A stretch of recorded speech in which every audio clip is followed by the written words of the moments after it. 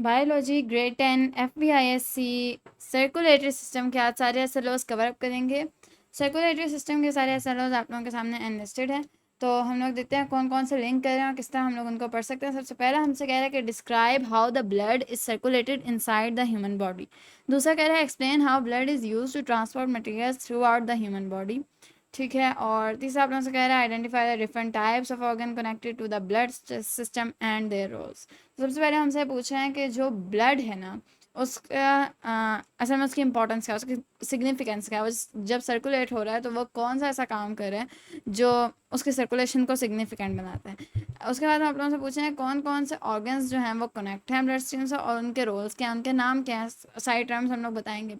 और उसके बाद ब्लड के कंपोनेंट हम लोगों ने बताने हैं, फिर हम लोगों ने ब्लड के अंदर जो सेल के टाइप्स हैं वो बतानी है, हम लोगों ने स्ट्रक्चर बताना है, हार्ट का डायग्राम भी बतानी है उसकी, और हार्ट डिजीज़ बतानी है, इस तरह उन्होंने वो 3 लिख दी हैं। और आखिर में हम लोगों ने बताने हैं harmful effects of smoking on heart.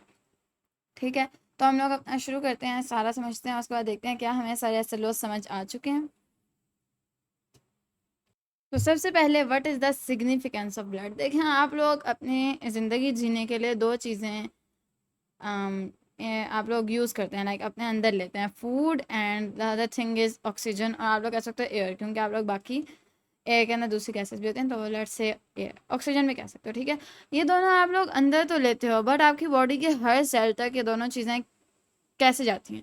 Like आपके हर सेल को फूड और आपके हर सेल को एयर चाहिए ना, तो ये किस तरह आपके हर सेल तक पहुंचती हैं, ये सवाल है जिसका जवाब हमारे पास आ जाता है ब्लड।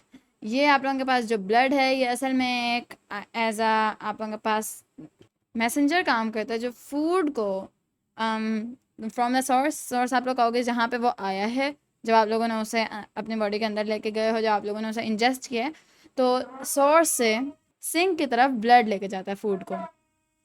और इसी तरह ब्लड जो है वो एयर को भी आप लोगों के पास जो है वो आप लोगों के सारे सेल्स तक पहुंचाता है। फर्स्ट ऑफ ऑल ये गैसियस एक्सचेंज में हेल्प आउट करता है। हम लोगों ने रेस्पिरेटरी सिस्टम के अंदर पढ़ा है कि जब आप लोगों के जो एल्वेओलाई हैं वो आप लोगों के पास गैसियस एक्सचेंज कर होते हैं, तो उनके इर्द गिर्द जो ब्लड कैपिलरीज हैं उनके अंदर ब्लड जो है वही नेटवर्क बनाता है, एक डेंस नेटवर्क, वही आप लोगों के पास एक स्टीप डिफ्यूजन ग्रेडियंट बनाता है जिसके थ्रू आप लोगों के पास गैसियस एक्सचेंज होती है। और फिर इसी ब्लड के अंदर जो आप सारे पास आप लोगों के पास गैसेज आ चुकी हैं वो आप लोगों के पास हर सेल तक जाती हैं और वहाँ जाके यूटिलाइज होती हैं। तो this is the significance of blood. अब ब्लड जो है उसके अंदर of course different type of cells हैं, वो हम लोग अभी आगे पढ़ते हैं क्योंकि वो SLO थोड़ा सा लेट है। अभी हम लोगों ने पढ़ना है कुछ कुछ टर्म्स जो आप लोगों के पास ब्लड के नेटवर्क्स हैं उनके बारे में कुछ टर्म्स हैं वो हम लोग पढ़ेंगे। ठीक है, सबसे पहले आप लोगों ने समझना है कि जब ब्लड आप लोगों के पास किसी सेल तक जा रहा है उसको मदद प्रोवाइड करने के लिए, तो उसके पास सारे न्यूट्रिएंट्स हैं जो सेल को चाहिए और ऑक्सीजन है, तो हम लोग उस ब्लड को कहते हैं ऑक्सीजनेटेड ब्लड।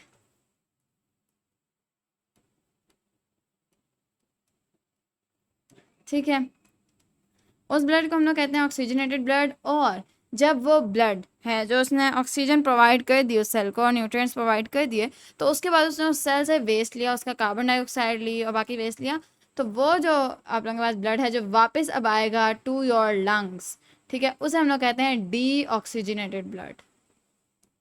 ये दो टर्म समझ आ गई। अब आप लोगों के पास जो ब्लड है ये इस तरह आप लोगों की बॉडी के अंदर खुल्लम खुल्ला नहीं फिर रहा, ये ऑफ कोर्स कुछ पाथवेज के अंदर घूम रहा है, और उन पाथवेज से लीकेजेस की अगर आप लोगों की बॉडी के इंटरनल लीकेजेस हो जाती हैं तो दैट इज़ ऑल्सो डेंजरस, और अगर आप लोगों की एक्सटर्नल लीकेजेस होती हैं लाइक कोई कट लग जाता है तब भी उसको हील करती है आपकी बॉडी। वो इतना ज़्यादा डेडली नहीं होता अगर कम हो लीकेज, लेकिन internal leakages are very deadly, तो इंटरनल लीकेजेस होने नहीं देती आपकी बॉडी, इसको प्रिवेंट किया करा होता है क्योंकि आप लोगों के पास जो पाथवेज होते हैं ना दे आर उनका जो आप लोगों के पास वॉल्स हैं पाथवेज की वो फ्लेक्सिबल होती हैं और वो इस तरह डिज़ाइन होती हैं कि उनके अंदर से ईजीली लीकेज ना हो सके। ठीक है, तो अब आप लोगों के पास दो टाइप ऑफ पाथवेज होंगे, एक ही पाथवे के अंदर से ऑक्सीजनेटेड ब्लड और डीऑक्सीजनेटेड ब्लड तो मूव कर नहीं सकते, तो फिर आप लोगों के पास जिस पाथवे से ऑक्सीजनेटेड ब्लड मूव करता है ना उसे आप लोग कहते हो आर्टरी। एंड जिस पाथवे से आप लोगों के पास डी ऑक्सीजनेटेड ब्लड वापस जाता है टू योर हार्ट ताकि वो लंग्स में जा सके उसे आप लोग कहते हो वेन। ठीक है, आर्टरी एंड वेन, ये आप लोगों के पास दो टर्म्स हो गई। अब इनको याद किस तरह रखोगे, ऑक्सीजनेटेड ब्लड जो है वो आर्टरी से जाता है और डीऑक्सीजनेटेड ब्लड जो है वो वेन से जाता है। इसको याद रखने का एक तरीका यह है कि आर्टरी शुरू होता है ए से आर्टरी का मतलब है away from the heart, artery away from the heart. तो ऑक्सीजनेटेड ब्लड हमेशा हार्ट से दूर जाता है, तो आर्टरी ब्लड को अवे लेके जाती है हार्ट से, और जो भी ब्लड अवे जाएगा heart say that is of course oxygenated blood. बाकी जो दूसरी है वेन दैट इज़ वो डीऑक्सीजनेटेड ब्लड को कैरी करेगी। अच्छा, अब आप लोग क्या करते हो, डीऑक्सीजनेटेड ब्लड और ऑक्सीजनेटेड ब्लड तो ठीक है, लेकिन अब होता ये है कि आप लोगों के पास अगर ये एक सेल है, ठीक है, और इसको आप लोगों ने प्रोवाइड करना है ऑक्सीजनेटेड ब्लड, तो इसके ऊपर असल में एक नेटवर्क होगा ऑफ कैपिलरीज, ठीक है, इस तरह सारा फैला होगा, और यहाँ से आप लोगों के पास आ जाएगी आप लोगों के पास आर्टरी, ठीक है। इस आर्टरी ने यहाँ से प्रोवाइड किया इस सेल को विद न्यूट्रिएंट्स विद एयर, ठीक है, और यहाँ से इसका जो वेस्ट था दैट एंटर्ड द कैपिलरीज, जो सेल का वेस्ट था वो कैपिलरीज में एंटर हुआ, और उसको पता है कि अब उसने कहाँ जाना है, इधर जो एक और वेन मौजूद है उसकी तरफ, ठीक है। Sorry for this much bad diagram, लेकिन मैं अब इस डायग्राम को करती हूँ ठीक, लेकिन मैं जस्ट ये एक विजुअलाइजेशन दे रही थी, बाकी इस डायग्राम को हम यूँ नहीं बनाएंगे, इसको हम लोग एक सिस्टमेटिक वे में बनाते हैं। अच्छा, और एक और बात का ख्याल रखना है कि जो आप लोगों के पास ऑक्सीजनेटेड ब्लड है ना, इसको आप लोग डायग्राम्स के अंदर रेड कलर से शो करते हो, ऑक्सीजनेटेड ब्लड को। असल में ऑक्सीजन सुन के ना हमारे जहन के अंदर ब्लू ब्लू सा कलर आता है, तो that is not the colour जो आप लोग डायग्राम्स के अंदर दिखाते हो, लाइक आर्टरीज को आप लोग रेड कलर देते हो इन योर डायग्राम्स, और डी ऑक्सीजनेटेड ब्लड को हमेशा हम लोग ब्लू कलर देते हैं, ठीक है, just be careful about that. बाकी हम लोग डायग्राम बनाते हैं अपने पास आर्टरी, वेन और कैपिलरीज के, कैपिलरीज का भी कॉन्सेप्ट पढ़ाती हूँ। तो ये मैंने एक डायग्राम बनाई है, दिस इज़ माई आर्टरी, ठीक है, और ये है मेरे पास अपनी when, that would look like this, blue colour से वेन, ठीक है, and this is the network of your capillaries, जो आप लोग इसी तरह दिखाते हो। अब आप लोग इस हाफ को यहाँ से ब्लू कलर दोगे,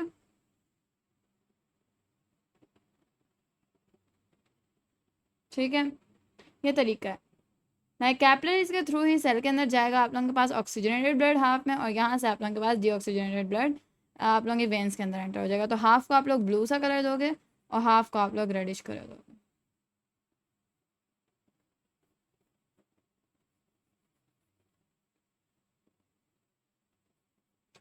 ठीक है। बाकी ये आप लोगों की कैपिलरीज थी, कैपिलरीज दोनों को ज्वाइन करती हैं आप लोगों के पास आर्टरी और वेन को, और ये आप लोगों के पास न्यूट्रिएंट सप्लाई और न्यूट्रिएंट्स को लेके और वेस्ट को लेके जाने का काम भी सरअंजाम देती हैं, लाइक हेल्प करती हैं आर्टरी और वेन को कनेक्ट करने में।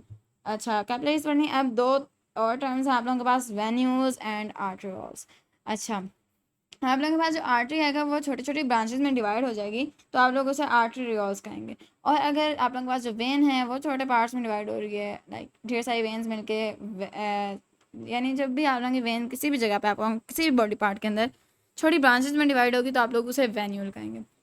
तो आप लोगों के पास जो वेन है अगर वो छोटी ब्रांचेस हों तो आप लोग वेन की ब्रांचेस को कह देते हो वेन्यूल्स, और अगर आप लोगों के पास आर्टरी की ब्रांचेस हों तो आप लोग आर्टरी की ब्रांचेस को कह देते हो आर्टेरियोल्स, ठीक है। तो ये सारी टर्म्स होप सो क्लियर हो चुकी हैं। अब हम लोग क्या करने लगे हैं, हम लोग अब पढ़ने लगे हैं कौन कौन से ऑर्गन्स कनेक्टेड हैं टू आप लोगों की आर्टरी वेन, आप लोगों के ब्लड के साथ कौन कौन से जो ऑर्गन्स हैं वो कनेक्टेड, लाइक आप लोग ऐसा लोग कह रहे हैं कि डिफरेंट टाइप ऑफ ऑर्गन्स, यानी हम लोग कैटेगरीज बनाते हैं, ऑफ कोर्स हम लोग पढ़ते हैं जो इस ब्लड सिस्टम के साथ कनेक्टेड हैं और उनका रोल भी हम लोग बताएंगे। तो इसे पढ़ते हैं, आगे है कंपोनेंट्स ऑफ ब्लड। अब ऑफ कोर्स पूरी बॉडी के सारे ऑर्गन्स कनेक्ट होंगे आप लोगों के ब्लड सिस्टम से, क्योंकि सारी बॉडी के हर सेल को या आप लोगों के पास एयर भी चाहिए और उसे फूड भी चाहिए, उसे न्यूट्रिएंट्स भी चाहिए। तो फिर उन्होंने क्या बात की कि जो ऑर्गन्स हैं उनको हम लोग नेम करें जो ब्लड स्ट्रीम के साथ कनेक्टेड हैं। तो असल में हम लोग इन ऑर्गन्स की कैटेगरीज बनाते हैं कि इस तरफ वाले ऑर्गन्स को क्या करेंगे, इस तरफ वाले ऑर्गन। सबसे पहले जो मेन कैटेगरीज हैं, टू मेजर कैटेगरीज हैं, दैट आर आप लोगों के जो हार्ट से ऊपर वाले हैं जिनको हम लोग कहते हैं सुपीरियर ऑर्गन्स। हार्ट से ऊपर जितने भी ऑर्गन्स हैं like your brain, like your lungs, तो जो हार्ट से ऊपर है ना उनको हम लोग सुपीरियर, यानी आप लोग कह सकते हो जो बॉडी के ऊपर वाले हिस्से में है ना उनको आप लोग सुपीरियर कहते हो, और जो नीचे हैं उनको हम लोग इन्फीरियर कहते हैं, लाइक योर डाइजेस्टिव सिस्टम। आप लोग डाइजेस्टिव सिस्टम नहीं बोलना चाहिए बिकॉज वो ऊपर भी आता है, आप लोग कह सकते हो इंटेस्टाइन्स, किडनीज, आपके लेग्स, ठीक है, उस तरह। तो आप लोग अब क्या क्या इनको नाम देते हो, ऊपर वाले को कहते हो सुपीरियर, सुपीरियर ऑर्गन्स, और नीचे वाले को आप लोग कहते हो इन्फीरियर, ठीक है। अब इसके अंदर वो सारे ऑर्गन्स आएंगे जिनका आपको पता है, like kidneys, legs, arms, everything, सारे ऑर्गन्स भी नहीं कहेंगे, आप लोग कहोगे ऑर्गन्स भी कह सकते हो आप लोग। नहीं यूँ कहना चाहते हो कि आपकी बॉडी का हर सेल ही कनेक्टेड होता है। आप कुछ सुपीरियर हैं आप लोगों के पास हार्ट से, और कुछ आप लोगों के पास इन्फीरियर है। तो हम लोग इनको किस तरह डिस्ट्रीब्यूट करते हैं, इनकी किस तरह कैटेगरीज बनाते हैं। तो सबसे पहले ये कि आप लोगों के पास हार्ट जो होता है ना, उसे हम लोग आप लोगों के पास एक लफ्ज़ है ग्रीक कोरोनरी, या आप लोग कह सकते हो उसे कार्डियक। तो आप लोग उसे इस तरह के वर्ड्स के साथ एसोसिएट करते हैं हार्ट को। तो आप लोगों के पास जो हार्ट है इट्स सेल्फ भी ऑफ कोर्स उसे फूड, उसके भी सेल्स को फूड भी चाहिए और एयर भी चाहिए, तो कोरोनरी हो सकता है आप लोगों के पास। अभी मैं समझाती हूँ, इधर आप लोग वेन्स में भी इसे डिस्ट्रीब्यूट करोगे एंड आर्टरीज में भी। तो पहला जो आप लोगों के पास हिस्सा होगा वो कोरोनरी होगा, यानी जो आप लोगों का हार्ट है दैट इज़ अ हिस्सा, यानी वो एक ऑर्गन है जिसको आप लोगों ने ब्लड प्रोवाइड करना है। आप लोग कह सकते हो आर्टरीज और वेन्स हैं, इससे कम्युनिकेट करना है, एक हिस्सा कोरोनरी हो सकता है। देन आप लोगों के पास हेड और नेक वाला जो एरिया होता है ना, लाइक आप लोगों के पास नेक है, हेड है, तो इसके लिए आर्टरियल सिस्टम के अंदर डिफरेंट वर्ड्स हैं एंड वेनियस सिस्टम के अंदर डिफरेंट वर्ड्स हैं। I think superior and inferior के तो आप लोगों को समझ आ गई है। मैं ये दोनों सिस्टम्स लिस्ट करती हूँ ताकि आप लोगों को मैं सही तरीके से समझा सकूँ। सबसे पहले जो आप लोगों के पास सिस्टम है दैट इज़ आर्टरियल सिस्टम, और जो दूसरा आप लोगों के पास सिस्टम है दैट इज़ वेनस सिस्टम, यानी इसके अंदर सारी वेन्स आ जाएंगी। वेन्स की कौन कौन सी कैटेगरीज हैं एंड आर्टरियल सिस्टम क्या आ जाएंगे, आप लोगों को समझ आ जाएगी। सारे ऑर्गन्स तो ऑफ कोर्स कनेक्टेड हैं, लेकिन आप लोग उनको किस तरह नेम करते हैं। तो अगर आर्टरियल सिस्टम की बात करें तो कोरोनरी आर्टरी सबसे पहले मैं लिखूंगी, कोरोनरी आर्टरीज। ये आर्टरीज आप लोगों के पास हार्ट के सेल्स को ब्लड प्रोवाइड करती हैं, ठीक है, ऑक्सीजनेटेड ब्लड, ठीक है। आर्टरीज बिकॉज ऑक्सीजनेटेड ब्लड लेके जाती हैं। जो मैं आप लोगों को भी जहाँ पे मैं फंसी थी ऊपर कि मैं कह रही थी आर्टरियल सिस्टम के अंदर वो अलग है और वेनस सिस्टम के लिए वो अलग है। तो आप लोगों के पास देखें कोरोनरी आर्टरीज हैं, ऑफ कोर्स ये ब्लड के ऊपर है, तो वहाँ से जो आप लोगों के पास डीऑक्सीजनेटेड ब्लड है वो सीधा एंटर हो जाता है ब्लड, तो इसके लिए कोई वेन्स स्पेसिफिक नहीं है। लेकिन आप लोगों के पास जो मैं अभी बताने लगी हूँ कि हेड और नेक से, नेक को जो ऑक्सीजनेटेड ब्लड प्रोवाइड करती हैं आर्टरीज, उनको हम लोग कैरोटिड आर्टरीज कहते हैं, ठीक है। नाम ऑफ कोर्स आप लोगों ने याद करने हैं। ये हेड और नेक, ये आप लोगों ने याद करना है किस पार्ट के लिए कौन सी आर्टरीज हैं। अच्छा, हेड और नेक के लिए अगर हम लोग वेन्स की बात करें that are jugular veins, jugular veins, ठीक है। तो ये इधर जो वेन्स होती हैं उनको हम लोग जुगुलर वेन्स कहते हैं, जो हेड और नेक के लिए, ठीक है। अच्छा, उसके बाद हम लोग यहाँ पे देखें कि कौन सी इस तरह की आर्टरीज हैं जो आप लोगों के पास शोल्डर्स और आर्म्स को प्रोवाइड करते हैं। लाइक मैं ऊपर से जा रही हूँ, हार्ट, हेड, नेक हो गया, हेड के अंदर ऑफ कोर्स ब्रेन भी आता है तो वहाँ भी कैरोटिड आर्टरीज ही जाएंगी ना। आप लोगों के शोल्डर्स और आर्म की बात करें तो यहाँ पे आप लोगों के पास जो आर्टरीज हैं इनको हम लोग कहते हैं सब क्लेवियन आर्टरीज, सब क्लेवियन आर्टरीज। ये कहाँ कहाँ है आप लोगों के पास, आप लोगों के शोल्डर्स और आर्म्स में। अच्छा, और जो इसके लिए आप लोगों के पास वेन्स हैं दैट आर ऑल्सो सबक्लेवियन, कहाँ कहाँ, शोल्डर्स एंड आर्म्स, ठीक है। ये दोनों एक ही नाम के हैं, वेन्स और आर्टरीज। अच्छा, उसके बाद अब हम लोग देखते हैं कि आप लोगों के पास जो एक एओर्टा होता है। जब तक मैं आप लोगों को हार्ट का स्ट्रक्चर नहीं बताऊंगी ना, थोड़ा सा डिफिकल्ट होगा, तो हार्ट का स्ट्रक्चर पढ़ने के बाद हम लोग इसको एक बार समराइज दोबारा से करेंगे ताकि मुश्किल ना हो। बाय द वे अभी हम लोग बात करने लगे हैं, ये हमारे पास सारे सुपीरियर ऑर्गन्स हो गए हैं, हेड, नेक, हार्ट, शोल्डर्स और आर्म्स। नाउ अब हम लोग बात करने लगे हैं अपने पास हमारे जो आप लोगों के पास एओर्टा ना एक इस तरह की कह सकते हो कर्ल है जो कि नीचे वाले सारे जो मैं अभी आप लोगों को बताने लगी हूँ आर्टरीज उधर ब्लड प्रोवाइड करता है। सबसे पहले हम लोग बात करने लगे हैं हेपेटिक आर्टरी, दैट आर वो वाली आर्टरीज जिसने लिवर को आप लोगों के पास प्रोवाइड करना है ब्लड, ऑक्सीजनेटेड ब्लड। और इसी तरह हेपेटिक वेन्स होंगे आप लोगों के पास। लेकिन एक चीज़ का आप लोगों ने बहुत ज़्यादा ख्याल रखना है कि हिपैटिक वेन एक्चुअली सिर्फ लिवर के लिए नहीं होती है, लिवर से भी डीऑक्सीजनेटेड ब्लड लेती हैं एंड ये साथ साथ आप लोगों के पास डाइजेस्टिव सिस्टम या इंटेस्टाइन्स आप लोग कह सकते हैं वहाँ से भी लेती हैं। तो मैं लिखूँगी होल आप लोगों के पास जो है ना डाइजेस्टिव सिस्टम, तो सिर्फ इंटेस्टाइन्स नहीं लिखते, बाकी सारे डाइजेस्टिव सिस्टम से एक्चुअली ये हिपैटिक जो आप लोगों के पास वेन्स हैं ये लेते हैं। आप लोगों को याद होगा डाइजेस्टिव सिस्टम के अंदर मैंने हिपैटिक पोर्टल वेन पढ़ाया था, जो एक मेन वेन थी जिससे सारे आप लोगों के पास डीऑक्सीजनेटेड ब्लड आने लगा, ठीक है। अच्छा, उसके बाद आप लोग पढ़ने लगे हो मेसेंटेरिक आर्टरीज। ये वो आर्टरीज हैं जिन्होंने इंटेस्टाइन को ऑक्सीजनेटेड ब्लड प्रोवाइड करना और deoxygenated blood through your hepatic veins आएगा। अच्छा, उसके बाद है रेनल आर्टरीज, जिन्होंने किडनीज के अंदर जाना है।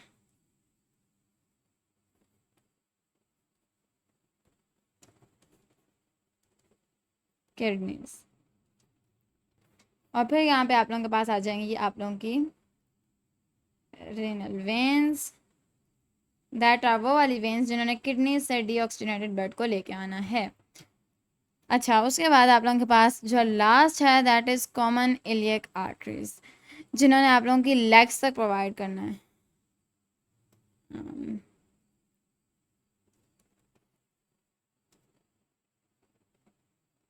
ऑक्सीजनेटेड ब्लड, ठीक है, ये लेग्स को प्रोवाइड करेंगी। एंड सिमिलरली आप लोग यहाँ पे लिखोगे कॉमन इलियक वेन्स,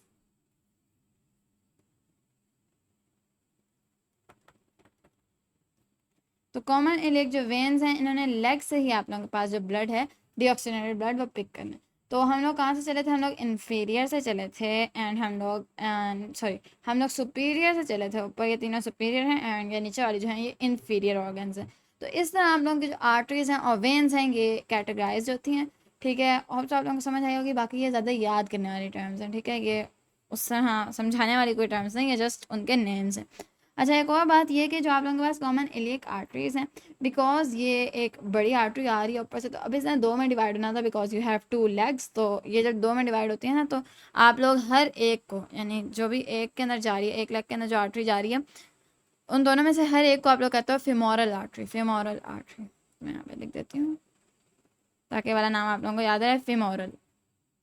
ये जब एक artery common iliac artery distribute होती है इनटू टू, तो आप लोग उसे कहते हैं फिमोरल आर्टरीज। और ये टोटल जो आप लोगों के पास आर्टरीज हैं और वेन्स हैं, ऑफ कोर्स इन सबको मिला के आप लोग कहते हो ब्लड वेसल्स, यानी ब्लड के गुजरने का रास्ता।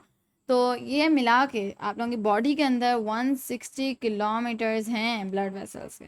जस्ट इमेजिन 160 किलोमीटर्स आप लोगों के अंदर ब्लड वेसल्स के फैले हुए हैं, आर्टरीज एंड वेन्स मिला के, और हर तरफ फैली हुई हैं, हर एक एक सेल से जाके मिलती हैं ताकि उसको फूड और आप लोगों के पास एयर प्रोवाइड करें। तो यहीं से इसकी सिग्निफिकेंस का अंदाज़ा हो सकता है ना। जो अगले SLOs हैं उनके अंदर हम लोग हार्ट का स्ट्रक्चर और कंपोजिशन ऑफ ब्लड और types of cells in the blood पढ़ेंगे। वैसे ये वाला जो आप लोगों के पास था ना अपना SLO, ये SLO थोड़ा आगे जाके पढ़ने की ज़रूरत थी, बिकॉज पहले अगर हम लोग हार्ट का स्ट्रक्चर पढ़ लेते और पहले कंपोजिशन पढ़ लेते that would be much more समझ आने वाली बात थी। लेकिन अभी भी समझ तो आ गई है, ऐसी भी कोई बात नहीं है कि समझ नहीं आई, लेकिन वाले SLOs पहले पढ़ लेने चाहिए थे।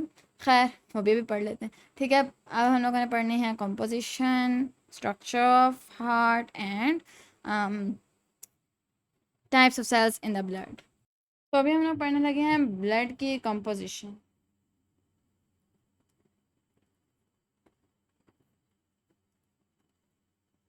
तो ब्लड के बारे में अगर आप लोगों से पूछा जाए तो आप लोगों का ये ख्याल होता है कि it is a liquid substance, लेकिन ब्लड लिक्विड नहीं है। ब्लड एक टिश्यू है आप लोगों के पास, एक्चुअली आप लोगों का कनेक्टिव टिश्यू।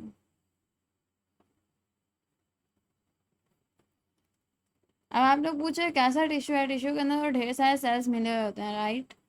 तो ब्लड किस तरह का टिश्यू है? अब ब्लड एक इस तरह का टिश्यू है जिसके अंदर आप लोगों के पास सेल्स के दरमियान का डिस्टेंस हद से ज़्यादा है। तो आप लोगों के पास बीच में फ्लूइड पार्ट है वो ज़्यादा ज़्यादा है, लाइक है ये एक टिश्यू है लेकिन इसके बीच का फ्लूइड पार्ट है वो थोड़ा ज़्यादा है, सेल्स के दरमियान का फासला ज़्यादा है, but blood is a connective tissue. अच्छा, इसकी कंपोजिशन पढ़ते हैं ब्लड के अंदर असल में होता क्या है। तो आप लोगों के पास ब्लड के अंदर होता है प्लाज्मा, ठीक है, एंड सेल्स होते हैं डिफरेंट टाइप के, ठीक है। तो first of all you have plasma and then you have cells, any type of blood cells, ठीक है। डिफरेंट टाइप्स होती हैं सेल्स की और वो ब्लड के अंदर होती हैं। तो हम लोग सबसे पहले पढ़ते हैं प्लाज्मा को and then different types of blood cells पढ़ते हैं। तो प्लाज्मा जो है ये एक्चुअली 55% ऑफ योर ब्लड है। मैं कह रही थी ना, सेल्स के दरमियान में कुछ ज़्यादा डिस्टेंस और डिस्टेंस में फ्लूइड थोड़ा ज़्यादा, यानी दरमियान में फ्लूइड ज़्यादा है 55%, यानी आप लोगों के पास प्लाज्मा 45% जो बचा है वो सेल्स हैं। तो 55% जो प्लाज्मा है इसकी कंपोजिशन पढ़ते हैं, सेल्स को हम लोग पढ़ेंगे थोड़ी देर तक, टाइप ऑफ सेल्स को। तो प्लाज्मा की कंपोजिशन पढ़ें तो इसके अंदर सबसे पहले जो सबसे इंपॉर्टेंट चीज़ है, सबसे ज़्यादा पाई जाने वाली चीज़ है, that are your plasma proteins, जो आप लोग होप्स वो 9th क्लास के अंदर पढ़ के आए थे, योर फिब्रिनोजेन, और आप लोगों के पास लाइक एल्ब्यूमिन्स, जो क्लोटिंग के लिए आप लोगों के पास होती हैं प्रोटीन्स।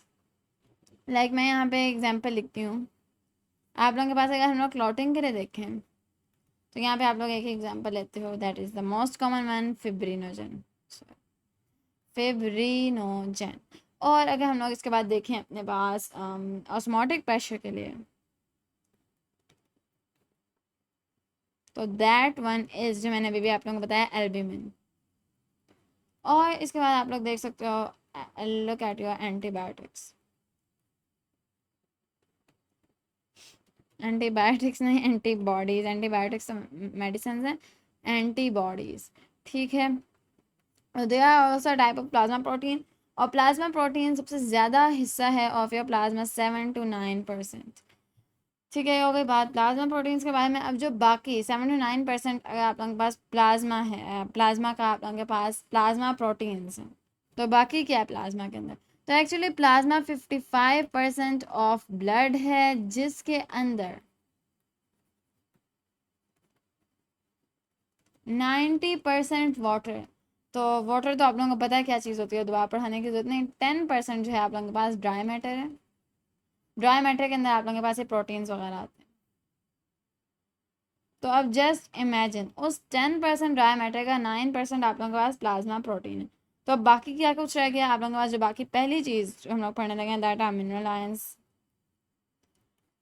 मिनरल आयन के अंदर आप लोग बहुत सारे मिनरल जो सॉल्ट्स होती हैं, वो जो डिजॉल्व होती हैं इन दिस प्लाज्मा, वो आप लोग ले सकते हो, लाइक क्लोराइड्स, ठीक है। बाकी कार्बन डाइऑक्साइड जब आप लोगों के प्लाज्मा के अंदर डिजॉल्व होता है, जो आप लोगों के सेल्स के अंदर प्रोड्यूस हो रहा है, ठीक है, as a result of cellular respiration, तो वो जब आप लोगों के पास डिजॉल्व होगा इन योर प्लाज्मा, तो वो आप लोगों के पास बनाता है बाइकार्बोनेट, यानी HCO3, यानी वो वाटर के साथ मिलने के बाद HCO3 बाइकार्बोनेट बनाते हैं। इसी तरह आप लोग एग्जाम्पल ले सकते हो सोडियम की, पोटेशियम की, कैल्शियम की, ठीक है, and so on. Mineral ion की बात हो गई। इसके बाद आप लोगों के पास वेस्ट हो सकते हैं in your plasma, that are urea, uric acid वगैरह वगैरह, ठीक है। ऑफ कोर्स ये भी कलेक्ट करेगा आप लोगों के पास प्लाज्मा। उसके बाद आप लोगों के पास मेटाबोलाइट्स हो सकते हैं। देखिए मेटाबोलाइट्स आप लोगों के पास उन्हीं के रिजल्ट में वेस्ट प्रोड्यूस हो रहे हैं, तो मेटाबोलाइट्स आप लोगों के पास अमीनो एसिड्स हो सकते हैं, और आप लोग ले सकते हो ग्लूकोज, विटामिन एक्सेट्रा, ठीक है। एंड एक और जो चीज़ इसके अंदर आप लोगों के पास डिजॉल्व हो सकती है प्लाज्मा के अंदर, दैट आर योर हार्मोन्स। आप लोगों को पता है व्हाट आर हार्मोन्स? ये आप लोगों के पास सिग्नल्स होते हैं आप लोगों की बॉडी के लिए कि अब ये काम करो, अब ये काम करो, अब ये काम करो। इसका सबसे जो आप लोगों के पास एक समझ आने वाला एग्जाम्पल होता है, that are your growth hormones. यानी जब आप लोगों की बॉडी ग्रोथ हार्मोन रिलीज करती है, तो आप लोगों के ब्रेन को एक सिग्नल मिलता है कि अब ग्रोथ कीजिए। तो हार्मोन्स भी इसके अंदर हो सकते हैं आप लोगों के पास प्लाज्मा के अंदर। एंड सिमिलरली कुछ आप लोगों के पास गैसेज होती हैं और डिजॉल्व हो सकती हैं, dissolved gases, इर्द गिर्द के gases of course प्लाज्मा के लिक्विड के अंदर डिजॉल्व होंगे, बिकॉज प्लाज्मा है 90% of liquid and 10% of dry matter. So O2 भी हो सकती है और CO2 भी हो सकते हैं, एंड ETC, ठीक है। तो that was the composition of plasma.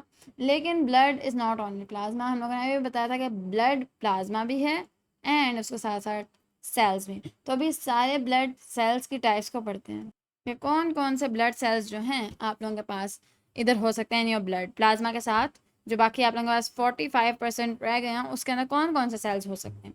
तो फर्स्ट ऑफ ऑल जो आप लोगों को बहुत ज़्यादा कॉमन नहीं पता है, that are your RBCs, red blood cells, ठीक है। इनको आप लोग आर्थ्रोसाइट्स भी कहते हो, ठीक है। आर्थ्रो का मतलब होता है रेड और साइट्स का मतलब होता है सेल, तो आप लोग इसे आर्थ्रोसाइट्स भी कहते हैं,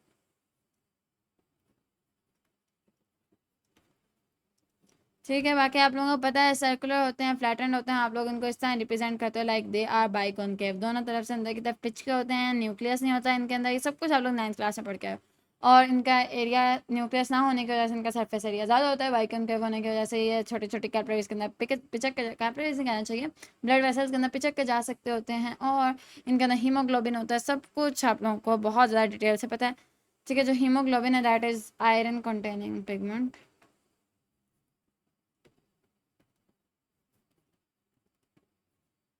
You know what it is? Globular protein, hemoglobin.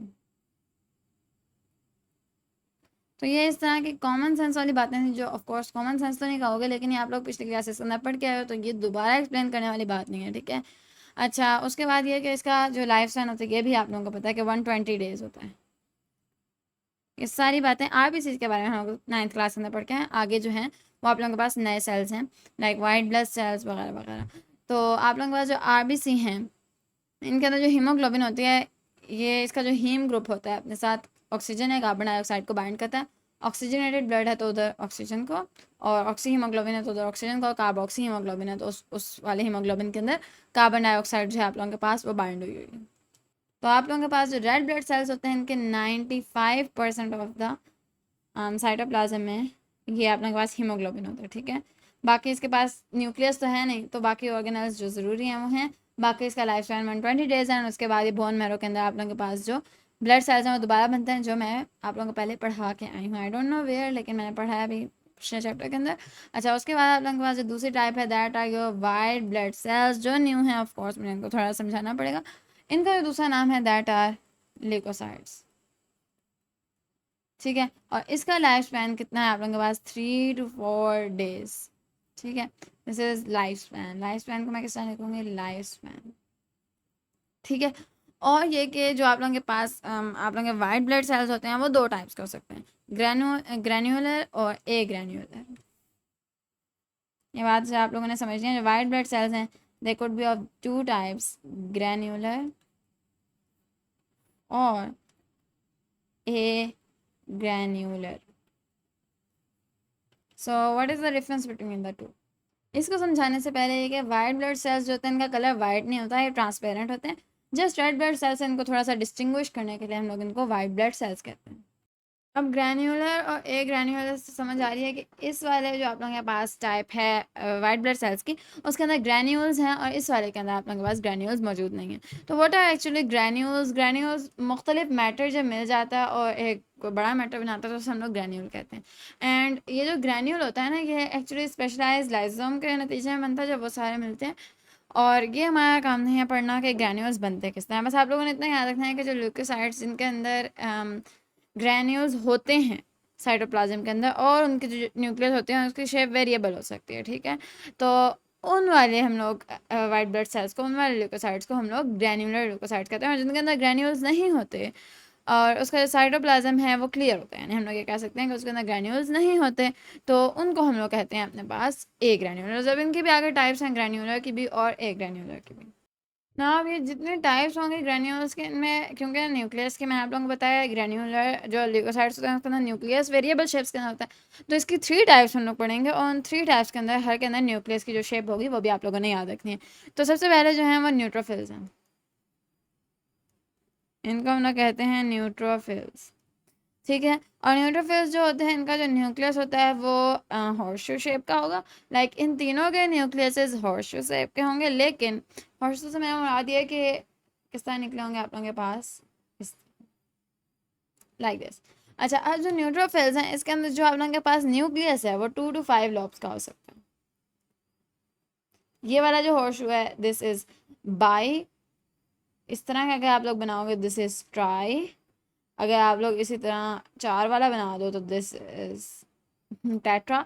ठीक है। और पेंटाई बना सकते हो। तो ये 2 to 5 लॉब्स के अंदर न्यूट्रोफिल्स के जो न्यूक्लियस हैं दे कुड भी हो सकते हैं। ठीक है। तो मैं जो बनाऊंगी ना वो मैं बनाऊंगी आप लोगों के पास न्यूट्रोफिल जो है उसके अंदर मैं, बल्कि वो इस तरह नहीं बनेगा बिकॉज 2 to 5 है ना, यानी थोड़ी ज़्यादा है। You would make it like this, यानी एक यहाँ से निकालेंगे, एक यहाँ से, और एक इस तरह करके ऊपर। ठीक है। लाइक आप लोग उसे किसी भी तरह उसके 3 लॉब्स मैंने अभी यहाँ पे बनाए हैं, क्योंकि एक स्पेसिफिक है जिसके अंदर मैंने 2 लॉब्स बनाने हैं, उसकी खसूसियत ये है कि उसके अंदर 2 होते हैं, तो मैं इसको रिप्रेजेंट करने लगी हूँ 3 लॉब्स के साथ। अच्छा, उसके बाद आप लोगों के पास हैं ज़ाइनोफिल्स, जिनको आप लोग यूँ लिखते हो। ये जो असल में है ना, इनकी ये खसूसियत है कि इसके अंदर या तो आप लोगों के पास बाई लोब होगा या फिर ट्राइब लोब होगा, या 2 होंगे यूँ करके हॉर्स शू, या फिर 3 होंगे, इससे ज़्यादा नहीं हो सकते, इससे कम भी नहीं हो सकते। लाइक उसमें 2 to 5 था ना, तो इसमें 2 3 हैं, यानी या बाई लोब होगा या ट्राई लोब होगा। और जो हमारे पास लास्ट टाइप है दैट इज़ बेसोफिल्स। और बेसोफिल्स के अंदर आप लोगों के पास बस बाई लोब भी हो सकता है, लाइक सिर्फ एक हॉर्स हो सकता है। तो मैं यहाँ पे इधर ऐसे मुझे ना एक और बना देना चाहिए, लाइक मैं इसको टेट्रा से दिखाती हूँ और मैं इस वाले को मैं 3 से दिखाती हूँ, बिकॉज उसकी खसूसियत है ना कि उसके अंदर 2 हो, तो बेहतर ये है कि हम लोग जब बेसोफिल को रिप्रेजेंट करें तो हम लोग उसको असल में 2 से रिप्रेजेंट करें, लाइक दिस। ठीक है, वाल बेसोफिल्स हो गए, ज़ाइनोफिल्स हो गए और न्यूट्रोफिल्स हो गए। अच्छा, इन तीनों के अब अलग अलग काम क्या हैं, और इनके अंदर जो वो ग्रैन्यूल था उसका क्या फंक्शन था, यानी वो है या नहीं है, उससे क्या फ़र्क पड़ता है। तो इन इन तीनों के जो फंक्शन हैं वो डिफ़र करते हैं based on their granules. Like तीनों के पास ही ग्रैन्यूल्स हैं, वो तीनों अलग अलग किस्म का काम करते हैं ग्रैन्यूल्स की हेल्प से। ये जो है आप लोगों के पास, ये इम्यूनिटी के में हेल्प करता है, लाइक आप लोगों के जो पैथोजेंस हैं उनको एनगल्फ करता है। फैगोसाइटोसिस के दरमियान ही आप लोगों ने पढ़ा हुआ है इन 9th क्लास, एनगल्फ पैथोजेंस। और आप लोगों को प्रोसेस ऑफ कोर्स याद होगा, फैगोसाइटोसिस, जो मैं दोबारा नहीं लिखूंगी उसका नाम। एंड देन ज़ाइनोफिल्स हैं, जिनका काम है उन्होंने एलर्जिक रिएक्शंस को कंट्रोल करना।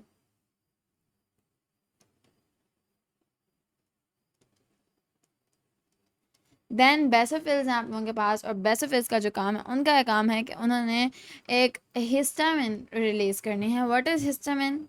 That is a type of आपके पास हार्मोन, जिसका काम ये है कि इससे इन्फ्लेमेशन करनी है एट योर एलर्जिक साइड, ताकि वहाँ पे वो ब्रेन को सिग्नल्स पहुँचा सके कि यहाँ पे अब आपको ज़रूरत है एंटीबॉडीज़ की। तो यहाँ पे क्या होगा, हिस्टामिन रिलीज होगा।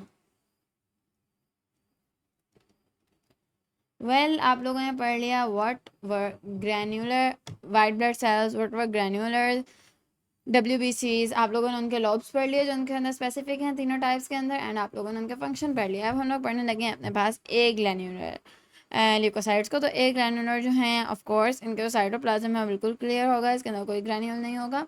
और इसकी हमारे पास 2 टाइप्स हैं, एक है हमारे पास मोनोसाइट, पढ़ते हैं अभी इनको भी, और दूसरे हमारे पास लिम्फोसाइट्स। मुझे लगता है लिम्फोसाइट्स का नाम हम लोग पहले पढ़ के आए हैं। बाय द वे, आप लोगों के पास मोनोसाइट्स क्या हैं? ये इस तरह के सेल्स हैं जिनका काम असल में आप लोगों के पास बैक्टीरिया को इनगल्फ करना और डेड सेल्स को इनगल्फ करना। इनगल्फ नहीं कहते, हम लोग कहते हैं इंजेस्ट।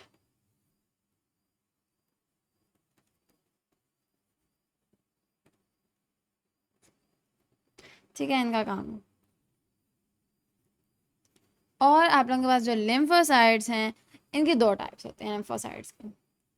एक को हम लोग कहते हैं बी लिम्फोसाइट्स या बी सेल्स भी आप लोग इनको कहते हैं, पर मैं लिख देती हूँ बी लिम्फोसाइट्स।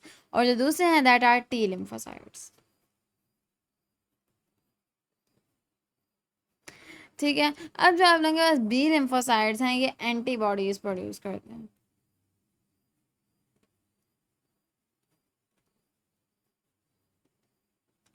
और जो आप लोगों के पास टी लिम्फोसाइट हैं, इन्होंने किसी भी सेल को जो हार्मफुल है उसको डिस्ट्रॉय करना।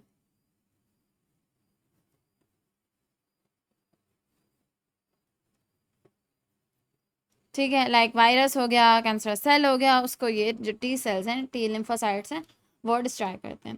एट होल आप लोगों ने एक बात जो आप लोगों को पता होनी चाहिए कि जो वाइट ब्लड सेल्स होते हैं they are actually your immune cells, यानी उनका काम आप लोगों के पैथोजेंस के साथ लड़ना है, आप लोगों के एनी इस तरह के सेल के साथ, इस तरह के मटेरियल के साथ लड़ना है जो आप लोगों की बॉडी को नुकसान पहुँचा रहा है।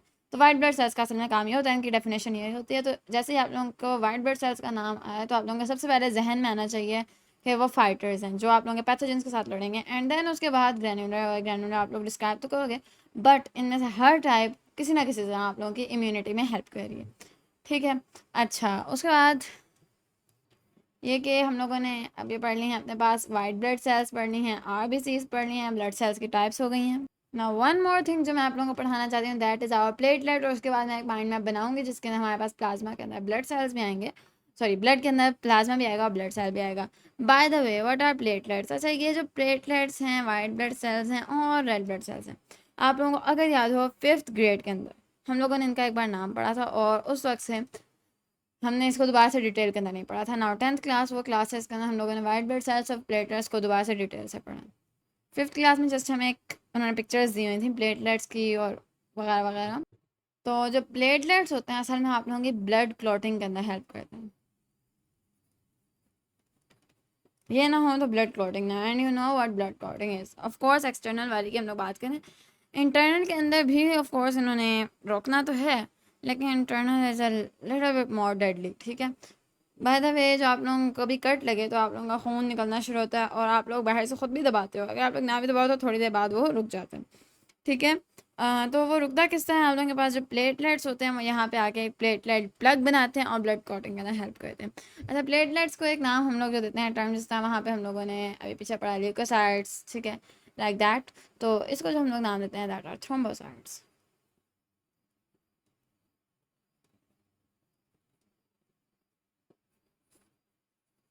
ठीक है, इनको हम लोग थ्रोम्बोसाइट्स कहते हैं और ये बनते कहाँ से हैं? बोन मैरो, जिससे हम लोग बोन मैरो के जो सेल्स होते हैं इनको हम लोग मेगा कार्योसाइट्स कहते हैं, वो ये फ्रैगमेंट्स बनाते हैं, इनको हम लोग प्लेटलेट्स कहते हैं। अच्छा, यहाँ पे हमें ब्लड क्लॉटिंग का जो सारा प्रोसेस है वो समझना पड़ेगा। ऑफ कोर्स वो एक लेंथी प्रोसेस है, लेकिन अब वो समझना तो पड़ेगा बिकॉज ब्लड क्लॉटिंग हमारे पास टॉपिक जो निकला है, ये समझते हैं देन उसके बाद हम लोग अपना माइंड मैप बनाते हैं।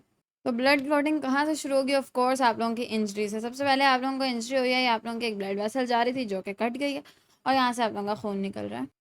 इन बायोलॉजिकल वर्ड हम लोग कहेंगे ब्लड लीक हो रहा है। ठीक है, अच्छा, उसके बाद होता क्या है कि आप लोगों के पास जो आप लोगों की वेजल होती है वो कॉन्ट्रैक्ट करती है ताकि जो ब्लड है वो कम रसे, उससे बाहर कम निकले।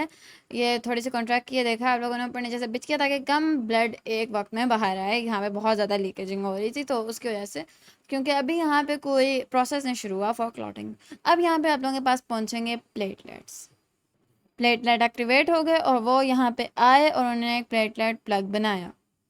तो ये बन गया आप लोगों के पास एक प्लेटलेट प्लेटलेट प्लग। और प्लेटलेट प्लग जो है that is a little bit sticky. ठीक है, तो स्टिकी होता है, यहाँ पे क्लम्प बनता है और इसकी वजह से जो आप लोगों के पास ब्लड है वो रुकना शुरू हो जाता है। अब आपके पास क्लोटिंग प्रोटीन्स रिलीज होंगे, क्योंकि बॉडी को ज़रा रिलीज करते हो टाइम लगता है, तो प्लेटलेट एक इंस्टेंट आप लोग कह सकते हो फर्स्ट एड है।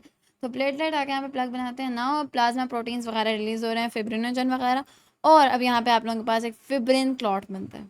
ठीक है, आप लोग देख सकते हो किस तरह मैंने प्लेटलेट के ऊपर ही फिब्रिन क्लॉट बनाना शुरू किया। अब यहाँ पे आप लोगों के पास फिब्रिन क्लॉट बनेगा और ये जो फिब्रिन क्लॉट है ये आहिस्ता आहिस्ता आप लोगों के पास स्किन के फॉर्म में हो जाएगा पूरा। तो ये इस तरह होती है आप लोगों के पास ब्लड क्लॉटिंग। तो जो फर्स्ट एड है that is platelet and then of course plasma proteins आएंगे। तो these were the 3 types of blood cells. ठीक है, तो अब हम लोगों ने क्या पढ़ा? हम लोगों ने इन टोटल उस वक्त से क्या पढ़ा? हम लोगों ने 2 एसएलओस पढ़े हैं, एक ब्लड की टाइप्स और हम लोगों ने ब्लड के जो हम लोगों ने वो पढ़ने थे कि ब्लड के अंदर क्या क्या चीज़ें होती हैं, वो भी हम लोगों ने पढ़ लिया। 2 हमारे पास पूरे हुए हैं अभी हमारे एसएलओस एंड तीसरा जो मैंने आप लोगों से अभी ऊपर बोले थे तीनों, उनमें से तीसरा रह गया that is the structure of our heart. तो अभी वो पढ़ते हैं। वरना ब्लड के अंदर हम लोगों ने पढ़ा कि प्लाज्मा है 55% एंड द अदर 45% जो हमारे पास है that is your blood cells. ठीक है, अब इस प्लाज्मा के अंदर आप लोगों के पास क्या कुछ था? Do you remember? प्लाज्मा के अंदर आप लोगों के पास बहुत सारी चीज़ें थी इन विच आप लोग ये कहोगे कि प्लाज्मा प्रोटीन्स जो थे वो 7, लेट मी से इट, जब आप लोगों के पास प्लाज्मा प्रोटीन के अंदर एक तो सॉरी प्लाज्मा के अंदर एक तो आप लोगों के पास वाटर दैट इज 90% एंड यहाँ पे आप लोगों के पास आते हैं नाउ आप लोगों के other dry matter that is 10%। And then इसके अंदर आप लोगों के पास आ जाती हैं प्लाज्मा प्रोटीन्स, जिसको आप लोग फिब्रिनोजन कहते हैं, that is 9% of it. And यहाँ पे आप लोगों के पास आता है सीरम। सीरम मीन्स जो आप लोगों के पास प्लाज्मा की लिक्विड जो बीच में है उसके अंदर जो भी चीज़ें डिजॉल्व होंगी हम लोग सीरम के अंदर लेंगे, तो that is very low percentage, तो हम लोग उसे अपने माइंड मैप के ऊपर नहीं बनाएंगे। अच्छा, ब्लड सेल्स के अंदर की बात करें तो हम लोग यहाँ पे अपने पास तीनों रखेंगे, red blood sales, white blood sales and platelets. तो इनके आप लोग साइंटिफिक नाम भी रख सकते हैं, एर्थ्रोसाइट्स, ल्यूकोसाइट्स और थ्रोम्बोसाइट्स, ठीक है। एंड बहुत ज़्यादा देखें आप लोग अपने माइंड मैप के अंदर नहीं रखते, but granular and A granular ज़रूर लिखना। And done. बहुत ज़्यादा अब इसके आगे डिटेल में नहीं जाना। That was just a mind map कि आप लोगों को याद आ जाए आप लोगों ने क्या कुछ पढ़ा। Bye the way structure of heart की तरफ चलते हैं। हम लोगों ने कौन कौन से एसएलओस पढ़ने हैं, ये पढ़ लिया, ये पढ़ लिया, ये पढ़ लिया, ये पढ़ लिया, ये पढ़ लिया। ना हम लोग स्ट्रक्चर ऑफ हार्ट पढ़ने लगे हैं, कॉमन हार्ट डिजीजेज और हार्मफुल इफेक्ट ऑफ स्मोकिंग रह गए। तो स्ट्रक्चर ऑफ हार्ट की तरफ चलते हैं। तो हार्ट की एक डायग्राम मैं रखती हूँ सामने। अच्छा, मैं सामने थोड़ा सा बनाने की कोशिश करती हूँ। लाइक मैंने हार्ट्स के जितने भी डायग्राम्स बनाने के लिए देखे हैं तरीके, उसके अंदर मुझे सबसे ज़्यादा पसंद ये डॉट्स वाला है। लाइक आप लोग पेंसिल से पहले इस तरह करके डॉट्स बना लेते हो एंड देन इनको ज्वाइन कर करके आप लोग अपना हार्ट बनाते हो। बिल्कुल एक्यूरेट नहीं बनता, थोड़ा सा कार्टूनिश बनता है, बट इट्स ओके। सारी बातें आप लोग पूरी कर लो, बनाते हैं ना तो दैट्स इट।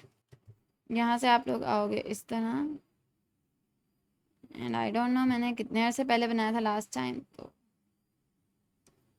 इधर से ऐसे, इधर से ऐसे, यहाँ से ऐसे, और यहाँ से आप लोग बनाओगे एक इस तरह करके कर्व, एक इधर यूं, एक यूं, एक यूं, एक ऊपर यहाँ यहाँ यहाँ, ठीक है। यहाँ एक हो जाएगा एंड इधर एक यूं करके बनता है आप लोगों के पास, ठीक है। ये यूं, और यहाँ पे एक यूं, एक यूं, और एक नीचे से बनेगा और दो यहाँ से बनेंगे, ठीक है। बाकी अब आप लोगों ने अंदर सारा काम करना है, तो एक यहाँ पे यूं करके बनाएंगे आप लोग एंड एक यहाँ पे यूं करके। देन आप लोगों ने एक अंदर से इधर से एक यूं अलग करना है एंड देन यहाँ से यूं करना है, ठीक है। तो now this is your heart. थोड़ा सा अजीब सा बना है लेकिन चलो बन गया, यानी सारी चीज़ें पूरी हो गई हैं। इसे थोड़ा सा बस एलोंगेट करोगे ना, इधर से थोड़ा सा कम करोगे विड्थ में और थोड़ा सा लेंथ में ज़्यादा करोगे तो that would be your perfect heart. अच्छा, अब आप लोगों ने इसको लेवल करना भी सीखना है मेरे साथ, और ये भी सीखना है कि इसके अंदर जो ब्लड का फ्लो है वो किस तरह जाता है। अच्छा, मैंने एक दो चीज़ें मैं भूल गई। यहाँ पे वॉल्व्स बनाना, वॉल्व्स यूँ बनते हैं, इधर दो और अंदर की, इधर दो यूँ अंदर की तरफ, और इधर दो बनेंगे अंदर की तरफ, और इधर अपने पास दो बनेंगे यूँ करके बाहर की तरफ, ठीक है। ये वॉल्स भी इंपॉर्टेंट होता है, मैं वॉल्स भी पढ़ाती हूँ आप लोगों को, और ये सारी आर्टरीज और वेन्स भी पढ़ाती हूँ जो ब्लड के जो आप लोगों के पास इसके अंदर भी आ रही हैं अपने हार्ट के, और इससे बाहर भी निकल रही हैं। ऑफकोर्स आर्टरीज जो हैं वैसे बाहर निकल रही होंगी और जो वेन्स हैं वो इसके अंदर आ रही होंगी। तो आप लोगों को होप्स हो वो सारे स्ट्रक्चर्स याद हैं, सारे ऑर्गन्स याद हैं। मैंने आप लोगों को बताया कि ये इस तरह मिलता है इसके साथ, ये इधर हार्ट के साथ इस तरह मिलता है, सुपीरियर बॉडी में किस तरह मिलता है, इन्फीरियर बॉडी में किस तरह मिलता है। तो आप लोगों को थोड़ा सा उस कॉन्सेप्ट को अपने साथ लिंक करवाना होगा एंड फिर हम लोग इस हार्ट को पढ़ते हैं। ना आप लोगों के पास लेफ्ट पे जो देखें, आप लोगों के पास इसमें होता क्या है कि आप लोगों के पास ना 4 पार्ट्स हैं ऑफ योर हार्ट मेन, ठीक है। ऊपर वाले जो हैं आर्ट्रियम है वो आपसे ऊपर, और नीचे जो है वो आप लोगों के पास वेंट्रिकल्स हैं। ये आप लोगों के पास लेफ्ट वेंट्रिकल होगा, ये आप लोगों के पास लेफ्ट एट्रियम होगा, ये जो आप लोगों के पास है that would be your right ventricle, and this would be your right atrium, ठीक है। एक्चुअली उस टाइम मैं सारी जगह नहीं खा सकती बिकॉज मैंने अभी आप लोगों को बहुत पढ़ाना है। तो this is right atrium, this is left atrium, this is right ventricle and this is left ventricle, ठीक है। अब आगे बढ़ते हैं। ये हम लोगों ने 4 पार्ट्स पढ़नी है ऑफ योर हार्ट। अब आप लोगों ने क्या करना है, इनको आप लोगों ने मानना है आपके वॉल्व्स। अच्छा, वॉल्व्स क्या होते हैं, आप लोगों ने अपनी डेली लाइफ के अंदर वॉल्व्स देखे हैं ना, गैस का वॉल्व है, पानी का वॉल्व है। तो जब आप लोग उसको खोलते हैं तो पानी आना शुरू होता है। असल में वॉल्व करता क्या है कि बैक फ्लो को रोकता है। लाइक ये बिल्कुल इस तरह है जैसे आप लोगों के पास लेट मी टेल यू, आप लोगों के पास एक दरवाज़ा है इस कमरे का जो अंदर की तरफ खुलता है। लाइक यहाँ से पुश करोगे तो खुलेगा, यहाँ से पुश करोगे तो नहीं खुलेगा, यहाँ से आप लोगों को पुल करना पड़ेगा खोलने के लिए। ओके, होप सो आप लोगों को ये इतनी तो बात समझ आ रही है, ठीक है। तो खोलने के लिए आप लोगों को यूं करके पुल करना है। अब होगा क्या कि आप लोगों के पास आ रहा है, इसको मैं समझाऊंगी आपको डेली लाइफ से। आप लोगों के पास आ रहा है बाहर से सैलाब नहीं, एक सेकंड, वैसे सलाह ना करें आप लोग। मैं ना चूँकि चाह रही हूँ कि मैं थोड़ा उस तरह समझाऊँ, लाइक डेली लाइफ से समझाऊँ। तो गैस ही कर लो, ठीक है, गैस का वॉल्व है आप लोगों के पास, वॉल्व सिर्फ इस तरफ खुलेगा पुश करने से, लाइक इस तरफ पुश करेगी गैस तो नहीं खुलेगा वॉल्व। गैस क्योंकि पुल तो कर नहीं सकती, पानी क्योंकि पुल तो कर नहीं सकता, ब्लड क्योंकि पुल तो कर नहीं सकता, तो अगर ब्लड इधर से आया तो ये खुलेगा कोई नहीं, तो ब्लड को इधर से आना पड़ेगा ताकि खुले, लाइक यहाँ से तो ये एंटर हो जाएगा ब्लड, बट यहाँ से वापस नहीं जा सकता क्योंकि दरवाज़ा सिर्फ इस तरफ खुलता है, यहाँ से धक्का तो लगाता रहेगा लेकिन वो दरवाज़ा खुलेगा नहीं। हो सकता है समझ आएगा। तो जो वॉल्व होता है ना, that prevents the back flow, जिस तरह दरवाज़ा होता है कि एक तरफ से खुलता है पुश करके, दूसरी तरफ से पुल करके खुलता है, और यहाँ पे लिक्विड या गैस पुल कर नहीं सकता उस वॉल्व को, तो वॉल्व वो नहीं खोल पाते और बैक फ्लो नहीं होता। लाइक राइट एट्रियम से राइट वेंट्रिकल में आ गया तो अब यहाँ से ऊपर चढ़ेगा, ठीक है, अब यहाँ से वापस नहीं जा सकता था तो यहीं से चढ़ेगा, ठीक है। अच्छा, ये हम लोगों ने वॉल्व्स का कॉन्सेप्ट पढ़ लिया। अब now you can see 4 valves, 1 2 3 4, तो चारों के ऑफकोर्स अलग अलग नाम हैं जो मुझे आप लोगों को पढ़ाने, लेकिन मैं आप लोगों को सबसे पहले इसका नाम पढ़ाना चाहती हूँ, दैट इज़ एओर्टा। एओर्टा, ठीक है। और ये असल में आप लोगों के पास वो आप लोग कह सकते हैं आर्टरी है जिसने इन्फीरियर पार्ट्स को ऑफ योर बॉडी सारा ब्लड पहुंचाना है, कि यूं घूम के, यूं पीछे से घूम के नीचे की तरफ जाएंगे सारी, ठीक है। तो एओर्टा वो आर्टरी है जिसने आप लोगों की इन्फीरियर बॉडी पार्ट्स को ब्लड पहुंचाना, ठीक है। और ये बाकी सारी आप लोगों को आर्टरीज और वेन्स नज़र आ रही हैं, that are for your superior body, या फिर वो इन्फीरियर बॉडी से आप लोगों के पास वेन्स हैं जो अंदर की तरफ आ रही हैं, लाइक वो लेके आ रही हैं ब्लड। अच्छा, फ्लो किस तरह होता है आप लोगों के पास ब्लड का, जो आप लोगों के पास ऑक्सीजनेटेड ब्लड है वो आप लोगों के पास आ जाता है इन योर लेफ्ट एट्रियम, ठीक है, और जो डीऑक्सीजनेटेड ब्लड है that enters your right atrium, तो राइट एट्रियम के अंदर आप लोगों के पास आ जाएगा डीऑक्सीजनेटेड ब्लड, और आप लोगों के पास लेफ्ट एट्रियम के अंदर आएगा ऑक्सीजनेटेड ब्लड, ठीक है। ऑक्सीजनेटेड ब्लड को हम लोग रेड से शो करते थे एंड इसको ब्लू से।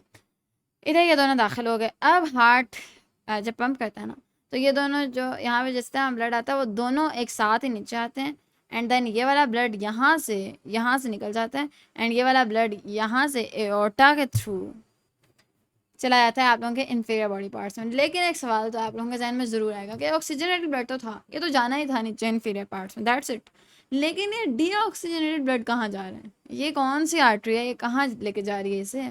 सो the answer to that is कि ये आप लोगों के पास पल्मोनरी आर्टरी है जिसने इसको लंग्स में लेके जाना है ताकि वहाँ पे गैशियस एक्सचेंज हो और ये एक्सहेल आउट हो इसके अंदर जो कार्बन डाइऑक्साइड है। This is your pulmonary artery. Pulmonary आप लोगों के पास ये जो है word, this represents your lungs, और मैंने आप लोगों को बताया था कोरोनरी वर्ड है दैट रिप्रेजेंट्स योर हार्ट, ठीक है। बाकी ये कि आप लोगों के पास जो वेन्स मैं आप लोगों को बताने लगी उनको हम लोग कहते हैं वेना कैवा, ठीक है। ये इन्फीरियर वेना कैवा है जो नीचे वाली बॉडी से सारा का सारा आप लोगों के पास डीऑक्सीजनेटेड ब्लड लेके आ रही है, तो हम लोग इसे कहेंगे इन्फीरियर वेना कैवा। और ऊपर वाली जो है आप लोगों के पास that is your superior vena cava,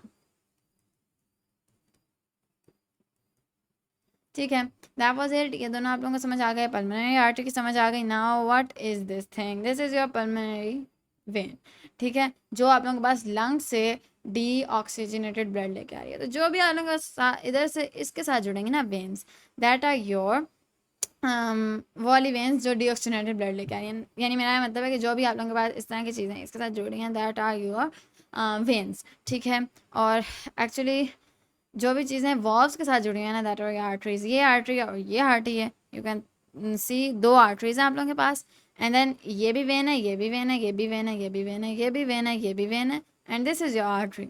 ये भी पल्मोनरी आर्टरी है, लाइक एक लाइन में यहाँ से जाना है और ये यहाँ से निकल रही है, okay, this is your pulmonary artery too, ठीक है। हो तो आप लोगों को समझ आइए, थोड़ा सा हार्ड कॉम्प्लिकेटेड है लेकिन दैट्स इट। अब आप लोगों के पास यहाँ से वेन्स के थ्रू आ रहा है आप लोगों के पास सारा deoxygenated blood inside your left atrium or oxygenated blood inside your left atrium or deoxygenated blood in your right atrium। तो ये पीछे से जाकर उसके साथ मिल रही हैं।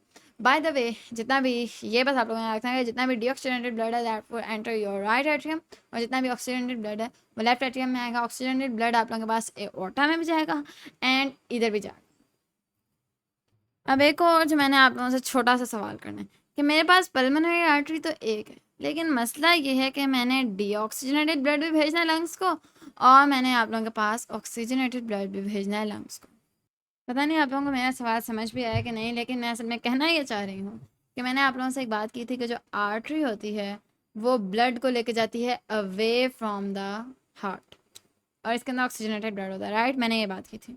यहाँ से हो क्या रहा है कि पल्मोनरी आर्टरी के अंदर तो आप लोगों के पास डीऑक्सीजनेटेड ब्लड जा रहा है ऊपर लंग्स को, क्योंकि लंग्स ने तो उसे निकालना है ना उसके वेस्ट को बाहर, तो आर्टरी के through deoxygenated blood, just remember this thing, ठीक है। तो लंग्स के पास यहाँ से जा रहा है deoxygenated blood, you can see यहाँ पे आप लोगों के पास था डीऑक्सीजनेटेड ब्लड, और यहाँ से जा रहा है लंग्स के पास। ओके तो आप लोगों के लंग्स को ऑक्सीजनेटेड ब्लड भी तो चाहिए काम करने के लिए, बिकॉज उसके अंदर मसल्स हैं, उसके अंदर भी सेल्स हैं, तो लिविंग सेल्स हैं, उनको भी चाहिए। तो वो किस तरह पहुंचेगा, यहाँ पे मैं अपने आप को करेक्ट करूँगी कि एओर्टा सिर्फ आप लोगों के पास इंफीरियर पार्ट्स के लिए नहीं है, या आप लोगों के पास सुपीरियर पार्ट्स के लिए भी। इसके अंदर से ढेर सारी वेन्स ढेर सारी आर्टरीज निकलती हैं, और ये पल्मोनरी आर्टरी भी इसके अंदर से एक निकलेगी जो ऑक्सीजनेटेड ब्लड लेके जाएगी ऊपर लंग्स के पास, शोल्डर्स के पास, आर्म्स के पास, हेड के पास, नेक के पास, और नीचे भी लेके जाएगी। तो एओर्टा का काम है इसने ऑक्सीजनेटेड ब्लड प्रोवाइड करना है टू द होल बॉडी, और यहाँ से आप लोगों के पास डीऑक्सीजनेटेड ब्लड जाएगा टू योर लंग्स, एंड यहाँ से वेन्स के थ्रू एंटर होगा आप लोगों के पास deoxygenated blood into your heart. यहाँ से इन्फीरियर आप लोगों के पास जो होगा एंटर होगा आप लोगों के पास डीऑक्सीजनेटेड ब्लड, और यहाँ से आप लोगों के पास सुपीरियर वाला एंटर होगा, ठीक है। ये आप लोगों को सारी बातें समझ आ गई हैं।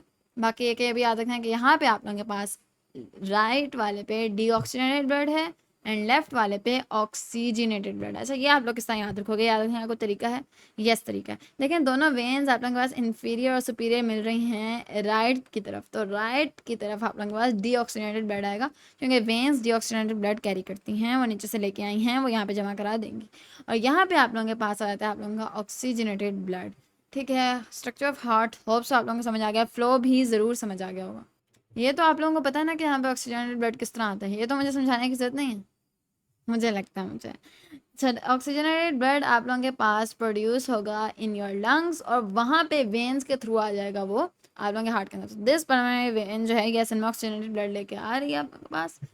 तो यहाँ से एक बात हमें समझ आई कि आप लोगों ने ये बात कभी नहीं करनी कि आर्टरी के अंदर ऑक्सीजनेटेड ब्लड होता है, यही बात करनी है कि जो आर्टरी है वो ब्लड को लेके जाएगी अवे फ्रॉम हार्ट, क्योंकि in the case of lungs आप लोगों के पास ये चीज़ डीऑक्सीजनेटेड ब्लड और ये ऑक्सीजनेटेड ब्लड लेके आ रही है। तो just be careful about the definition away from the heart. तो मैंने आप लोगों को सिखाया भी इस तरह था, artery away from the heart और वेन्स टूवर्ड द हार्ट, ठीक है। अब वो टूवर्ड द हार्ट ऑक्सीजनेटेड वाला भी ला सकती हैं एंड डीऑक्सीजनेटेड वाला भी। वैसे वो एक एक्सेप्शन है कि सिर्फ लंग के केस में वो अलर्ट होता है, लेकिन आप लोगों ने डेफिनेशन हमेशा ये लिखनी है कि जो भी आप लोगों के पास ब्लड वेसल है जो हार्ट से दूर लेके जा रही है ब्लड को, दैट इज़ योर आर्टरी, और जो लेके आ रही है वापस हार्ट की तरफ towards the heart, that is your when.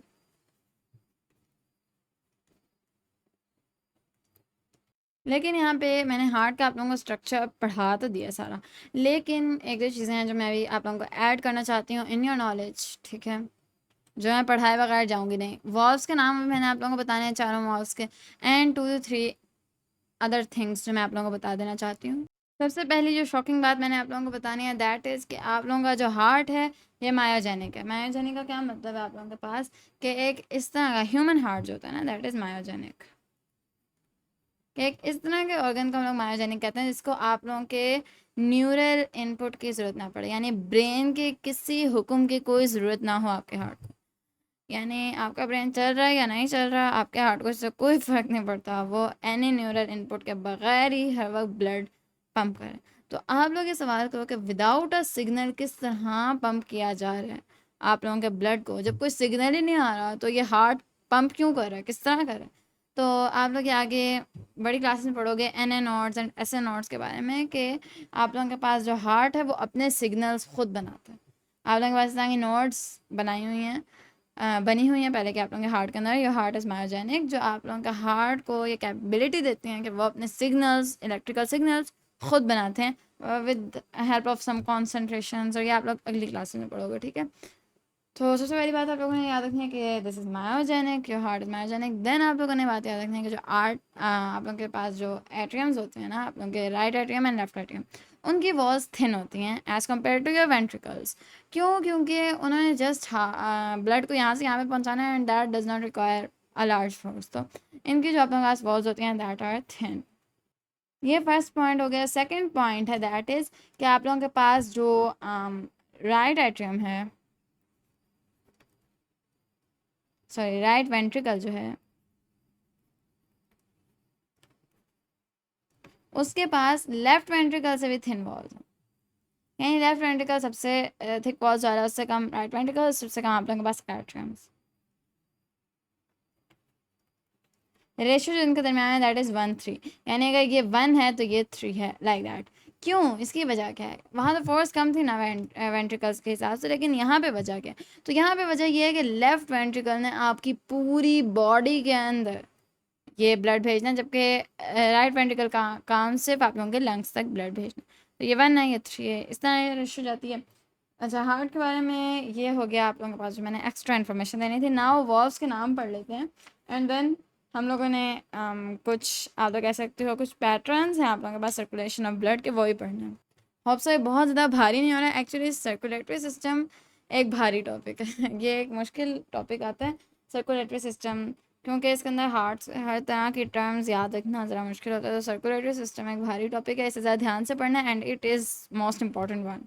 इसी तरह नर्वस सिस्टम इससे भी ज़्यादा भारी है, तो नर्वस सिस्टम से वैसे इंपॉर्टेंट समझा जाता है, देन सर्कुलेटरी सिस्टम आता है, और वो जो बाकी सारे सिस्टम्स हैं दैट आर सो ईजी, तो इन दोनों के ऊपर ज़्यादा ध्यान देना है। अच्छा, अब पढ़ते हैं हम लोग अपने वर्ब्स के नाम। तो हमारे पास 4 वर्ब्स हैं इन टोटल, तो इनके नाम हमारे पास निस्बत से होते हैं, यानी हम लोग निस्बतन इनका नाम रखना है कि किसने कहाँ पे आप लोगों के पास पहुँचाना है ब्लड को। तो सबसे पहले जो आप लोगों के पास आ जाती है, इसे आप लोग कहते हो ये वाला, इसका कोई निस्बत से तो नहीं है वैसे, ट्राइकप्सिड इसका नाम है, ट्राइकप्सिड वॉल्व। वॉल्व मैंने आप लोगों को पढ़ा दिया, आप लोगों को पता होगा वॉल्व की डेफिनेशन क्या है, तो इसे आप लोग कहते हो ट्राइकप्सिड वॉल्व। और आप लोगों के पास ये जो है ये वाला valve that is your bicuspid valve. अच्छा, मैं बताती हूँ कि क्यों ये ट्राई और बाय है, एक सेकेंड, वरना आप लोगों का टॉपिक नहीं है, बट ये समझा देना बेहतर है क्योंकि इनके नाम इस तरह के हैं ना, बाइकप्सिड वॉल्व, और आप लोग इसको क्या कहते हो, मिट्रल वॉल्व भी कहते हो। ठीक है, बाय द वे ये बाय क्यों है और ट्राई क्यों है? देखिए, आप लोगों के पास जिस तरह दरवाजे होते हैं ना, लाइक मैं आप लोगों को बताती हूँ, एक किस्म के दरवाजे होते हैं मॉल्स के अंदर, जो मैं बताती हूँ आप लोगों को। तो ये आप लोग देख सकते हो, मैं इस तरह के डोर की बात कर रही हूँ, इस तरह का डोर जिसके अंदर इसी तरह का रोटेटिंग डोर, इसके अंदर 3 फ्लैप्स होते हैं ना, आप लोग उसे 3 फ्लैप डोर कहते हो, और ये मॉल्स के एंट्रेंस पे लगा होता है आप लोगों के पास, लाइक पार्क्स के एंट्रेंस पे लगा होता है। तो ये इधर जो ट्राई कैप्सिड वॉल्व है ना, इसे इसी तरह समझोगी, इसके असल में 3 फ्लैप्स होते हैं, एंड इसकी ज़्यादा आप लोग डिटेल पढ़ोगे नेक्स्ट क्लासेस में, बट आप लोगों ने ये याद रखना है कि जो ट्राई कैप्सिड वॉल्व है इसके अंदर 3 फ्लैप्स होते हैं, इसके अंदर 2 फ्लैप्स होते हैं, और ये बाई कैप्सिड है। ठीक है, होप सो समझ आइए। ये जिस तरह दरवाजे के 2 बंद होते हैं आप लोगों के पास, जो आप लोगों के घर के अंदर इस तरह के दरवाजे होंगे, इसके अंदर सिर्फ एक होता होगा आप लोगों के पास फ्लैप, कुछ इस तरह के होते हैं इनके अंदर 2 होते हैं, लाइक वो बीच से खुल रहे होते हैं। ठीक है, वॉल्व उस तरह है बाइक अपसेट, एंड जो भी मैंने आप लोगों को रोटेटिंग दिखाया वो 4 फ्लैप्स वाला था, 3 फ्लैप्स वाला उसे मान लो, तो फिर आप लोगों के पास ट्राइक अपसेट बनता है। होप सो इस डेली लाइफ एग्जाम्पल से आप लोगों को समझ आइए। बाकी जो दोनों आप लोगों के पास रह गए हैं वॉल्व, जिनका मैंने आप लोगों को अब तक नाम नहीं बताया, उनमें से इस वाले को आप लोग कहते हो एओर्टिक, एओर्टिक वॉल्व। एंड इसको एओर्टिक क्यों कहते हो? क्योंकि इसमें खुलना है एओर्टा के अंदर। सिमिलरली इसको आप लोग कहते हो पल्मोनरी वॉल्व, और इसको क्यों पल्मोनरी वॉल्व कहते हैं? क्योंकि इसने पल्मोनरी आर्टरीज के अंदर खुलना है। सिंपल। तो आप लोगों को वॉल्व्स के नाम याद हो गए। बाकी ये है कि जो भी आप लोगों के पास वॉल्व एट्रियम और वेंट्रिकल को अलग करेगा ना, उस वॉल्व को आप लोग कहते हो एट्रियो वेंट्रिकुलर वॉल्व। ठीक है, तो ये वाला भी वॉल्व एट्रियो वेंट्रिकुलर, ये वाला भी, ये दोनों नहीं है। तो हम लोगों ने ह्यूमन हार्ट को बहुत डिटेल से पढ़ लिया, ज़रा उसका बोझ अपने दिमाग के ऊपर से उतारें, और हम लोग अब आगे चलने लगे हैं। सर्कुलेशन ऑफ ब्लड के 3 सर्किट्स हैं, इन तीनों को पढ़ते हैं। सबसे पहला जो सर्किट होगा इसको मैं कहूँगी पल्मोनरी सर्किट, और इसके नाम से आप लोगों को अब ज़रूर समझ आना चाहिए कि कौन सा सर्किट है। ये सर्किट होगा between your heart and your lungs. तो इसके अंदर होगा क्या कि heart will send deoxygenated blood to the lungs, and the lungs will send oxygenated blood to the heart, और हार्ट भी ऑक्सीजनेटेड ब्लड वापस भेजेगा लंग्स को। ठीक है, लंग्स के अंदर बनता है ऑक्सीजनेटेड ब्लड, वो भेजेगा हार्ट को ताकि पूरी बॉडी को जाए, और लंग्स को खुद भी चाहिए ऑक्सीजनेटेड ब्लड, तो वो भी हार्ट से मांगेगा, वो भी हार्ट उसको एओर्टा के थ्रू भेजेगा, और डीऑक्सीजनेटेड ब्लड जो है वो लंग्स को भेजा जाएगा थ्रू हार्ट, ताकि वो उसे बाहर निकालें उसके अंदर से जो वेस्ट है। ठीक है, तो मैंने बस इस तरह समझा दिया। आगे सिस्टेमिक सर्किट। सिस्टेमिक सर्किट आपकी पूरी बॉडी और हार्ट के दरमियान का सर्किट है, इसके अंदर बॉडी का हर ऑर्गन आता है। लाइक मैं सर्किट्स बता रही हूँ ना, सबसे पहले एक लंग की सर्किट आ गई, अब पूरी बॉडी का एक जनरल सर्किट मैं बता रही हूँ। तो इसके अंदर आप लोगों के आर्म से लेके लेग्स तक और हेड भी आएगा, नेक भी आएगा, ऑफकोर्स हर हिस्सा एक्सेप्ट ऑफ योर लंग्स आ जाएगा सिस्टेमिक सर्किट के अंदर। एंड आप लोगों के पास जो लास्ट सर्किट है that is your coronary circuit. इसके अंदर आपके हार्ट ही को ऑक्सीजनेटेड ब्लड प्रोवाइड करता है और आपके हार्ट ही से डीऑक्सीजनेटेड ब्लड वापस लेता है।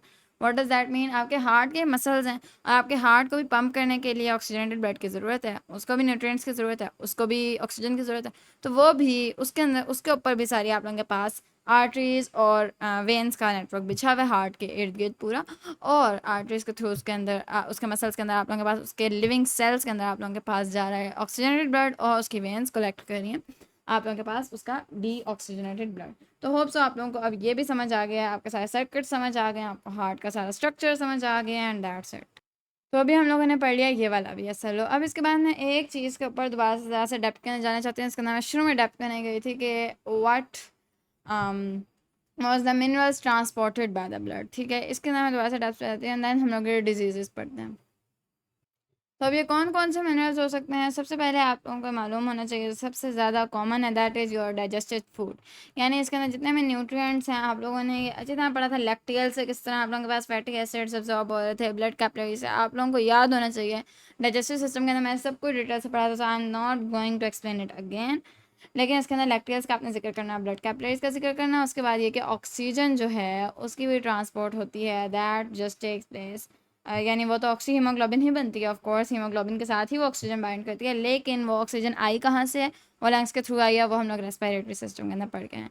देन उसके बाद ये कि आप लोगों के पास कार्बन डाइऑक्साइड जो है उसकी भी ट्रांसपोर्ट होती है, लाइक वो भी बाहर निकाली जाती है, तो वो भी ऑफ कोर्स ब्लड के अंदर ही होती है, तो वो कार्बोक्सी हीमोग्लोबिन बनाती है। मैंने आप लोगों को बताया जब हीमोग्लोबिन के हीम ग्रुप के साथ कार्बन डाइऑक्साइड अटैच होगी तो वो कार्बोक्सी हीमोग्लोबिन होगा, जब उसके साथ ऑक्सीजन अटैच होगी तो वो ऑक्सी हीमोग्लोबिन होगा, और जब कार्बन मोनोऑक्साइड ऐड होगी तो अच्छा, उसके बाद ये कि आगे एक्सक्रीटरी मटेरियल्स की भी ट्रांसपोर्ट होती है, लाइक योर यूरिन।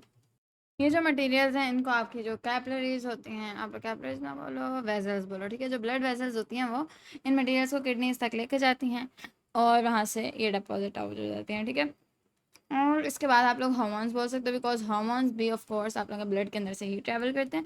एंड एक और जो फंक्शन है आप लोगों के ब्लड का दैट इज़ कि ये डिस्ट्रीब्यूट करता है हीट को, लाइक एक जगह से हीट को दूसरी जगह पे लेकर जाता है, तो जो टेम्परेचर होता है वो मॉडरेट रहता है, ना ज़्यादा गर्म हो जाता है ना ज़्यादा ठंडा हो जाता है, तो नॉर्मल बॉडी टेम्परेचर तक ही हम लोग मेंटेन रखते हैं। नेक्स्ट जो हमारे पास SLO है that is related to our heart diseases, और उसके बाद harmful effect of smoking on our heart. अब उन्होंने ऐसे 3 टाइप्स के बोले हैं डिजीज़ेस जो हार्ट से रिलेटेड हैं, तो हम लोग उनको देखते हैं। सबसे पहले जो उन्होंने आप लोगों से बोला हुआ है दैट इज़ CHD या coronary heart disease. CHD is a short form of coronary heart disease. तो इसके अंदर हम लोग 2 टाइप्स को पढ़ेंगे, यानी 2 आप लोग कह सकते हो 2 तरीके की, 2 तरह की CHD होती हैं डिजीज़ेज, यानी एक को हम लोग कहते हैं आर्टीरियोस्क्लेरोसिस,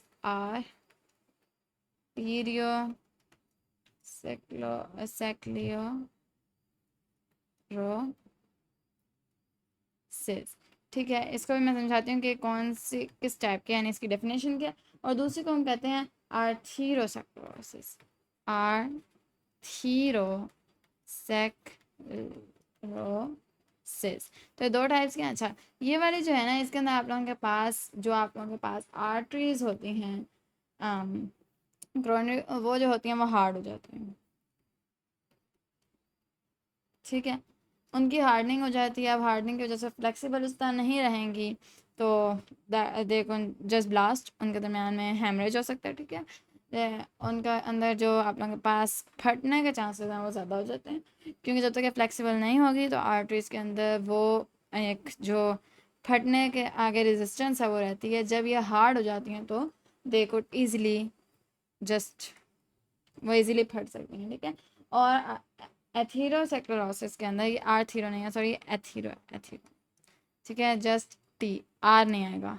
ये असल में आप लोगों की आर्टरीज के अंदर किसी मटेरियल का डिपॉजिट होना है। अब यहाँ पे मटेरियल डिपॉजिट हो गया हुआ है, अब यहाँ से आप लोगों के पास रेड ब्लड सेल्स के लिए जो रास्ता वो कम होता जा रहा है and it can block the whole आप लोगों के पास आर्टरी। तो जब ये ब्लॉक हो जाएगी ऑफ कोर्स आप लोगों के पास जो जगह है फॉर ब्लड वो रहेगी नहीं। और अक्सर जो डिपॉजिट होता है ऑफ योर कोलेस्ट्रॉल होता है फैटी आप लोगों के सब्सटेंसेस का होता है, और इसे अवॉइड करना बहुत ज़रूरी है, बिकॉज अगर एक बार आप लोगों की आर्टरीज बंद हो गई और आप लोगों को सही वक्त पे पता ना चला तो इट्स फेटल। और इसी के साथ साथ ये आप लोगों को माजूरी कॉज कर सकते हैं। और सिमिलरली ये इसकी ट्रीटमेंट एक लेंथी प्रोसेस है with lots of operations like that, ठीक है। तो दिस इज़ एथीरोस्क्लेरोसिस। और जो ये आप लोगों के पास ये बिल्डअप होता है ना, इसे हम लोग कहते हैं प्लेक। अब ये दो तरह से हो सकता है, जो आप लोगों के पास प्लेग है वो दो तरीकों का हो सकता है। एक प्लेग को आप लोग कहते हो एम्बोलस, एम्बोलस में आगे लिखूंगी। एम्बोलस इस तरह का प्लेग है जो यहाँ पे जुड़ा नहीं होता, ये मूवेबल होता है और ये मूव करके आगे जा सकता है। अगर आप लोगों की आर्टरी आगे जाके कहीं डिवाइड हो रही है और ये यहाँ जाके फंस गया तो ऑफ कोर्स ये ब्लॉक हो जाएगी। तो इसे हम लोग एम्बोलस कहते हैं जो मूवेबल प्लेग होता है। और दूसरा जो आप लोगों के पास मूव नहीं कर सकता होता उसे हम लोग थ्रोम्बस कहते हैं, ठीक है। बाय द वे जो प्लेग होता है ये भी आप लोगों के पास कॉज कर सकता है हेमरेज, बिकॉज इस जगह से आप लोगों के पास जो एरिया है ऑफ योर आर्टरी वो सेंसिटिव हो जाता है। तो मैंने आप लोगों को बताया इंटरनल हेमरेज, हेमरेज का मतलब है लीकेजिंग ऑफ ब्लड इंटरनली। तो ये ब्रेन में हो सकता है, हार्ट में, तो हम लोग हार्ट की बात करें, ब्रेन हेमरेज आप लोगों ने सुना होगा, लेकिन यहाँ पे क्रोनिक हेमरेज भी हो सकता है। तो ये फेटल होता है, ये डेथ कॉज करता है। तो इससे बचना ज़रूरी है। और इससे आप लोग किस तरह बच सकते हो, जस्ट अगर आप लोग एक तो अपने रेगुलर चेकअप्स कराने होते हैं और सेकेंडली बहुत ज़्यादा कोलेस्ट्रॉल आप लोगों के अंदर नहीं होना चाहिए। और आप लोगों के पास बहुत ज़्यादा फैटी सब्सटेंस भी अपने अंदर नहीं रखना आप लोगों ने, लाइक बहुत ज़्यादा घी नहीं खाना है, बहुत ज़्यादा शुगरी थिंग्स नहीं खानी है। अगर आप लोग खा रहे हो लाइक पहले तो परहेज़ ज़रूरी है, और परहेज़ करने के साथ साथ आप लोगों की डेली रूटीन इस तरह होनी चाहिए, एक्सरसाइज इस तरह की होनी चाहिए कि अगर वो फैट कहीं ना कहीं से स्टोर हो भी रहा है तो वो भी with the time, with the passage of time वो भी निकलता जाए, इस तरह प्लेक ना बने, ठीक है।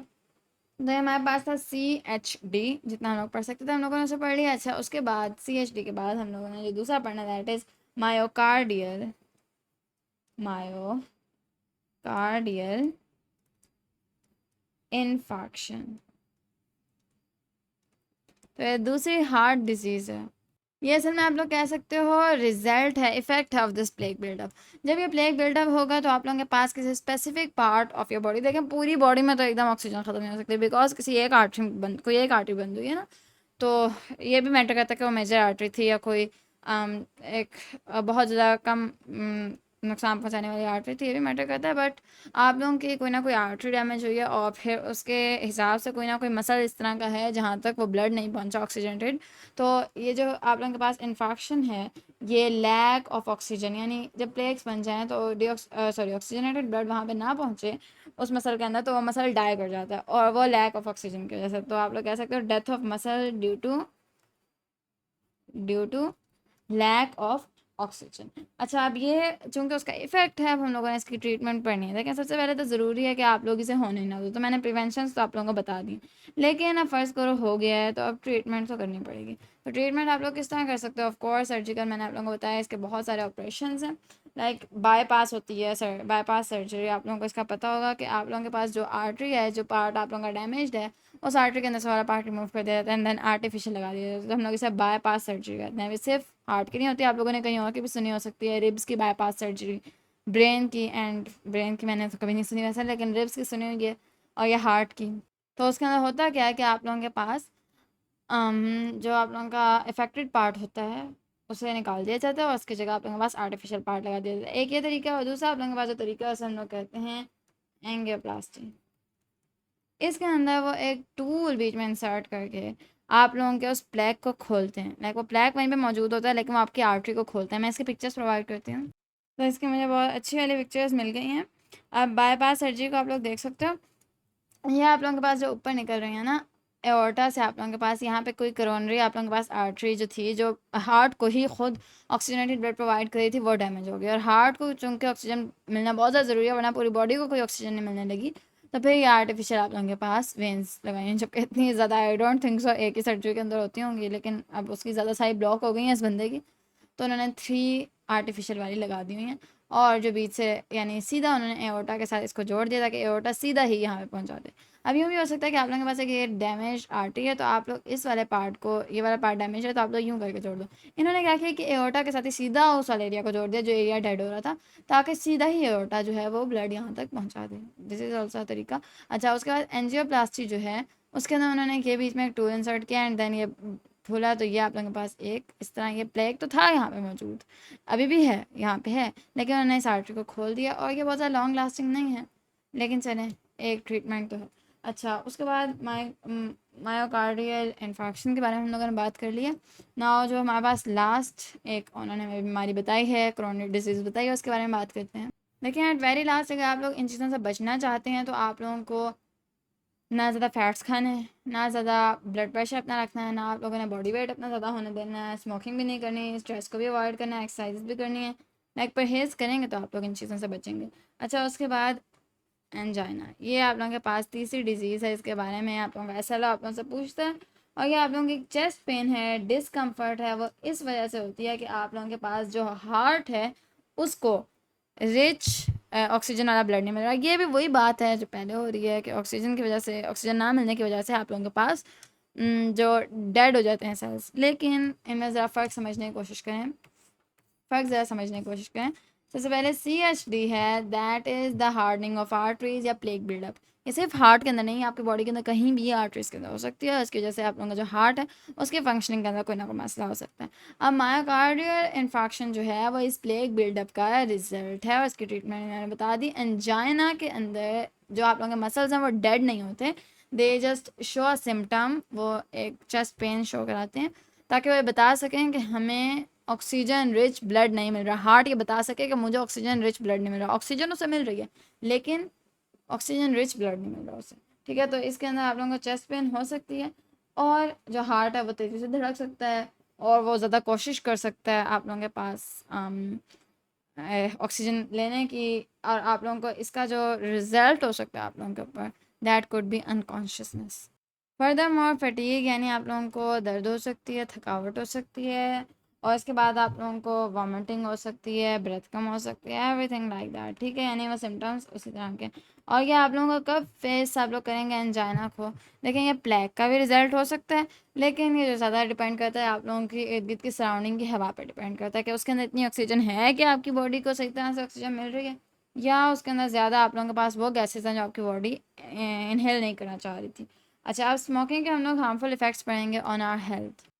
स्मोकिंग ऑफ कोर्स आप लोगों के पास बहुत ज़्यादा एक हार्मफुल चीज़ है जो आप लोग अपनी बॉडी के साथ कर सकते हो। लाइक इसके अंदर बहुत ज़्यादा केमिकल्स इस तरह के हैं जो आपकी बॉडी कभी भी इनहेल नहीं करना चाहती थी। अब इसका आप लोगों के पास जो रिज़ल्ट हो सकता है वो डैमेज ऑफ हार्ट हो सकता है, डैमेज ऑफ योर वेसल्स हो सकता है, डैमेज ऑफ योर ब्रेन हो सकता है। हम लोग तो ऑफ कोर्स अभी हार्ट की बात करें तो इसका रिज़ल्ट आप लोगों के पास जो हेमरेज है उसके चांसेस बहुत ज़्यादा बढ़ जाते हैं, और आप लोगों की जो आर्टरीज़ हैं वो नैरो होना शुरू हो जाते हैं, बिकॉज इस तरह के केमिकल्स बिल्डअप यहाँ पे करना शुरू हो जाते हैं, इस तरह के केमिकल प्लेक्स बनाना शुरू कर देते हैं, जो केमिकल्स आप लोगों की बॉडी के लिए बिल्कुल भी अच्छे नहीं थे, अनवांटेड केमिकल्स होते हैं। अच्छा, इन केमिकल्स के अंदर जो केमिकल्स आप लोगों की स्मोकिंग के अंदर हैं, इनके अंदर से अगर मैं आप लोगों को मेजर एग्जाम्पल्स दूँ that are so much disastrous chemicals, उनके अंदर निकोटाइन सबसे पहले आप लोगों के पास ये एक इस तरह का एडिक्टिव ड्रग है जो आप लोगों के ब्रेन को भी अफेक्ट करेगा, आप लोगों की मसल एक्टिविटी को भी इफ़ेक्ट करेगा, और आप लोगों का जो ब्लड प्रेशर उसको भी बढ़ा देगा, और हार्ट को भी काम करने में डिफ़िकल्टी होगी। और आपको एक और बात पता है, जो आप लोग स्मोकिंग करते हो उसके अंदर कार्बन मोनोऑक्साइड है। और अभी थोड़ी देर पहले मैंने आप लोगों से बोला कि अगर कार्बन मोनोऑक्साइड हीमोग्लोबिन के साथ जुड़ जाए तो, मैंने वो कहा था, और कार्बन मोनोऑक्साइड अगर हीमोग्लोबिन के साथ जुड़ जाए तो आप सोच भी नहीं सकते क्या होगा। लाइक 2 to 3 ब्रेथ्स के अंदर अगर आप लोग प्योर कार्बन मोनोऑक्साइड इनहेल कर रहे हो ना, तो सिर्फ 2 to 3 सेकंड्स के अंदर यू कैन जस्ट डाई, ठीक है। बिकॉज आपकी बॉडी के अंदर हीमोग्लोबिन के साथ अगर CO अटैच हो गया ऑक्सीजन की जगह, तो फिर आपकी बॉडी के अंदर वो कहीं भी डिपॉजिट नहीं होगा, वो उधर ही अटैच रहेगा, और वो आप लोगों के बॉडी के अंदर ऑक्सीजन को नहीं जाने देगा, और विद इन 2 to 3 ब्रेथ्स आप लोगों की डेथ हो सकती है, ठीक है। तो आप लोगों की स्मोकिंग के अंदर CO है। अब मैं अभी किस CO की बात कर रही हूँ, जो मैं कह रही हूँ 2 to 3 ब्रेथ्स आर फेटल, तो वो CO आप लोगों के पास 100% प्योर वाली की मैं बात कर रही हूँ, दैट इज़ जस्ट फेटल। तो CO की आप लोगों के पास जो कॉन्सेंट्रेशन है in your surrounding air, too low, अगर वो थोड़ी सी भी ज़्यादा हो जाए तो आप लोगों को फिर हार्ट इश्यूज़ आते हैं, लंग्स इशू आते हैं। तो आप लोगों की जो स्मोकिंग आप लोग करते हो उसके अंदर केमिकल्स के अंदर CO भी इन्वॉल्व होता है, या आप लोगों के बिल्कुल नाहल बना देता है। इसके क्या आप अपनी बॉडी के साथ यानी अपने बॉडी के अंदर ऑक्सीजन को ट्रांसफ़र करा सको, आपकी बॉडी के अंदर यही CO ही घूमता रहता है हीमोग्लोबिन के साथ अटैच होकर, और हीमोग्लोबिन इस काबिल ही नहीं रहता कि वो अब ऑक्सीजन को बाइंड करे, बिकॉज इसने तो वो जगह ले ली है जहाँ पे ऑक्सीजन ने बाइंड होना था। तो फिर जो आप लोगों के पास स्ट्रोक के चांसेस हैं वो ऑफकोर्स ट्वाइस या आप थ्राइस भी कह सकते हो। जो स्मोक बंदा नहीं करता उसके निस्बत तो मरने के चांसेस बहुत ज़्यादा हो गए हैं ना उस बंदे के स्मोकर है। तो बाय द वे इस चैप्टर के हम लोगों ने सारे SLOs पढ़ लिए हैं, अब तो आप लोगों को समझ आई होगी। ठीक है, अब मिलते हैं इस चैप्टर के एक्सरसाइज के अंदर, तब तक के लिए अल्लाह हाफिज़।